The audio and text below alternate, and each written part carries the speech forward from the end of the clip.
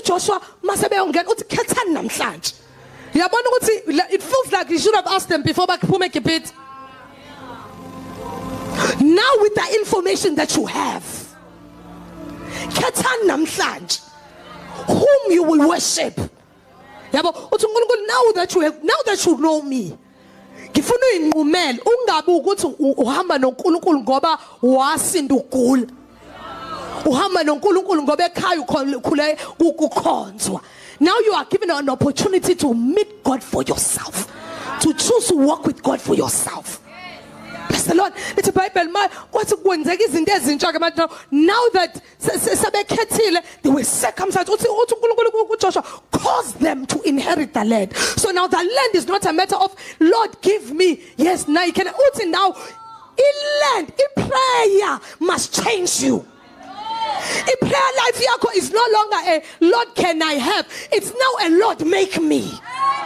So now your prayer life is not where you approach the throne with a list across, with a list of your dreams and goals. It is when now you approach and say, Lord make me. Lord make me. Lord teach me. Lord transform me. Lord make me to be like you. Bless the Lord. So now you have to get to that point where uNkulunkulu is no longer just trying to convince you. You know, you know, when my husband, when he was trying to convince me to marry him, when I married him, I realized, man, this is not the same guy. This is not the same guy. It's the same guy, but now essentially he's a husband who's understanding I am given a vineyard and I must tend to it and present it to myself. So now he's at a point of which I'm so convinced makhomo ukuthi ube umngam. Also manje sekumele ngikwenze ube umngam. Sekumele manje ngibuke the plan of God for your life.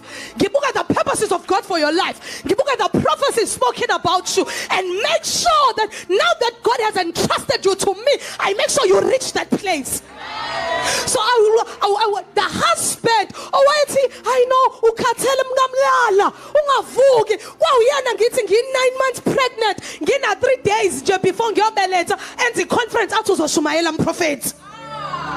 Uyabona ukuthi omunye umuntu angathi ngeke mina nje ngeke nje umngami ayoshumelela 9 months, but now he understands ukuthi this is not just my girlfriend, this is a prophet of nations. I must know she must be able to kufanele kwazi ukuqhuma noma ngabe umhlabathi womile.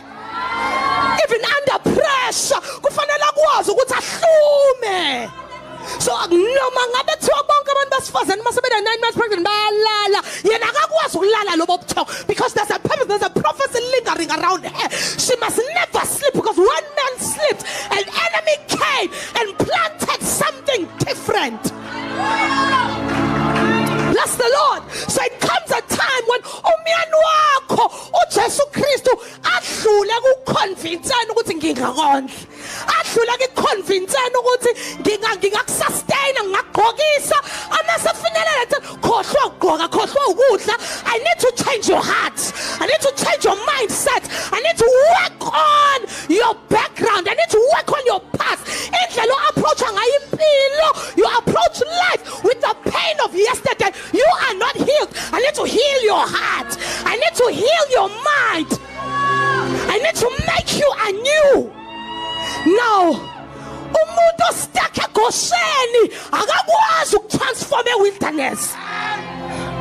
Uyahluleka mase siyongena eCanaan ngoba iCanaan line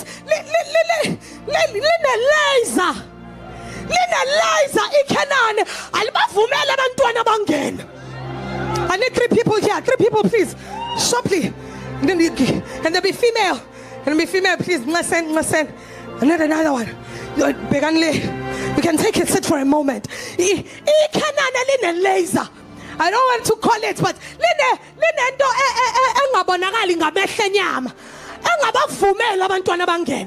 now I want you to hold hands.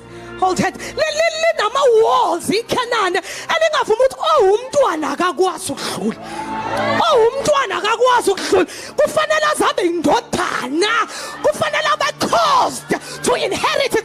Aliphiwa, you are caused to inherit Canaan.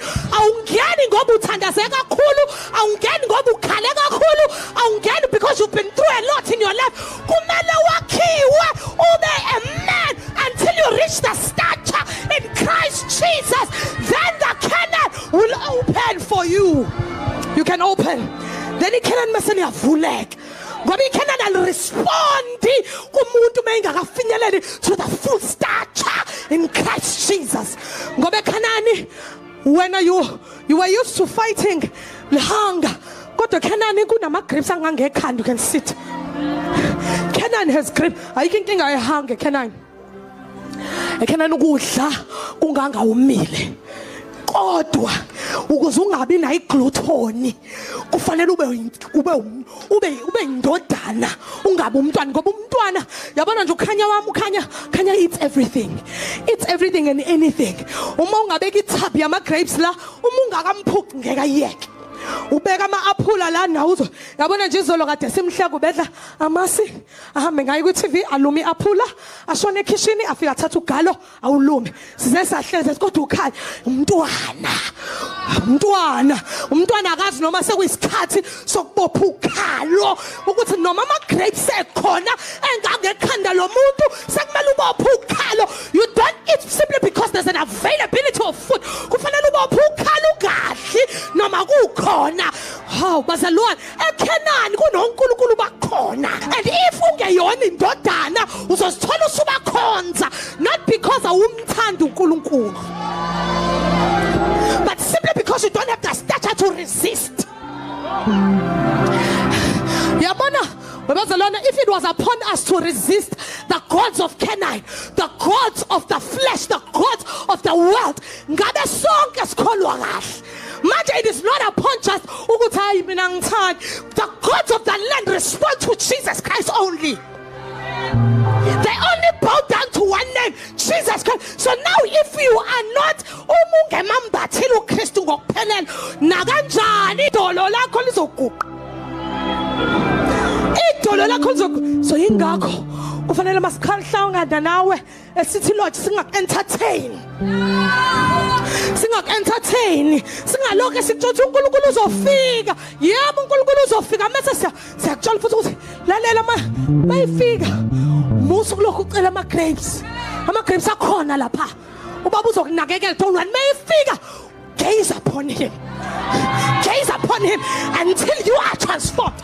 Mayifika, let steadfastly hold on to the doctrine. Fellowship with the saints, with the breaking